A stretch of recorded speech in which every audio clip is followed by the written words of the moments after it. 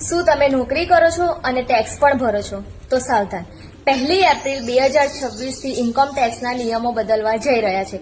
7 મોટા ફેરફારો જાહેર કરવામાં આવ્યા છે, જે તમારા ખિસ્સા પર સીધી અસર કરશે.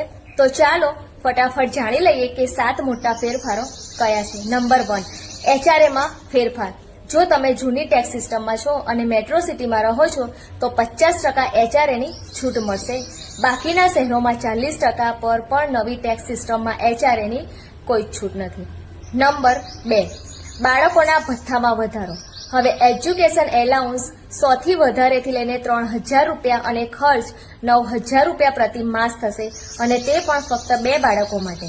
નંબર 3, કંપનીની કાર વાપરો છો તો હવે એન્જિનની ક્ષમતા એટલે કે 1.6 લીટર ડ્રાઈવરના આધારે 3000 થી 7000 રૂપિયાની અલગથી ટેક્સ ગણતરી થશે.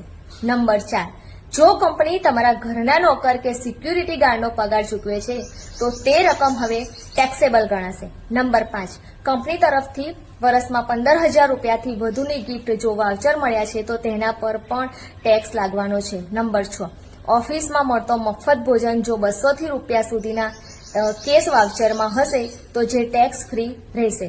અને છેલ્લે નંબર 7, જો વાર્ષિક મકાન ભાડું 10,000 થી વધુ ચૂકવો છો તો મકાન માલિકનો પાન કાર્ડ નંબર ફરજિયાત આપવો પડશે. તો ટેક્સ ભરતા પહેલા આ નિયમો ધ્યાનમાં રાખજો. માહિતી કામમાં લાગે તો અત્યારે જ આ વિડીયો તમારા ઓફિસ મિત્ર અને ગ્રુપમાં શેર કરો. આવી જ મહત્વની ઇન્ફોર્મેશન માટે શું મને ફોલો ના કરી હોય તો પ્લીઝ મને અત્યારે જ ફોલો કરી દો અને મારા વિડીયો જોતા રહો. ધન્યવાદ.